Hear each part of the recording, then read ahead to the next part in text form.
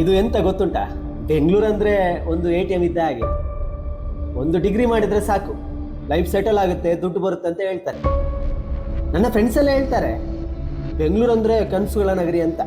ಆದರೆ ಆ ಕನಸುಗಳೆಲ್ಲ silk board signal ಹತ್ರನೇ ಸ್ಟಕ್ ಆಗಿಬಿಟ್ಟಿದೆ ಅಂತ ಅವ್ರು ಯಾರು ಹೇಳಲೇ ಇಲ್ಲ. ನಾನು ಕೆಲಸಕ್ಕೋಸ್ಕರ ಫ್ರೆಂಡ್ಸ್ಗಳಿಗೆ ಕಾಲ್ ಮಾಡಿ ಮಂಗಳೂರಿಂದ ಬೆಂಗಳೂರಿಗೆ ಬಂದ ಹುಡುಗ. ನನ್ನ ಫ್ರೆಂಡ್ಸ್ ಊರಿಗೆ ಬಂದಾಗ ಬೆಂಗಳೂರು ಲೈಫ್ ಸೂಪರು ಅಂತ ಸುಳ್ಳು ಹೇಳ್ತಾರೆ. ಯಾಕಂದ್ರೆ ಮನೆಯಲ್ಲಿ ಸತ್ಯ ಹೇಳಿದ್ರೆ ವಾಪಸ್ ಊರಿಗೆ ಕಳಿಸಲ್ಲ ಅಲ್ವಾ, ಅದಕ್ಕೆ ಭಯ. ಮತ್ತೆ ನನಗೆ ಹೇಳ್ತಾರೆ ಇಲ್ಲಿ ಪ್ರೀತಿಗಿಂತ ಜಾಸ್ತಿ ಟ್ರಾಫಿಕ್ ಸಿಗ್ನಲ್ ಮೇಲೆ ನಂಬಿಕೆ ಇಡುವಂತ. ಯಾಕಂದ್ರೆ ಒಂದು ವೇಳೆ ಪ್ರೀತಿ ಕೈ ಕೊಡ್ಬಹುದು, ಆದ್ರೆ ರೆಡ್ ಸಿಗ್ನಲ್ ಮಾತ್ರ ಗ್ಯಾರಂಟಿ ಕೈ ಕೊಡಲ್ಲ ಅಂತ ಹೇಳ್ತಾರೆ. ಎಂತ ಮಾತಾಡ್ತಾರೆ ಮಾರೆ, ಅಲ್ಲಿ ಇದ್ದು ಮಾತಾಡಕ್ಕೆ ಒಂದು ಚೆನ್ನಾಗಿ ಕಲ್ತಿದ್ದಾರೆ.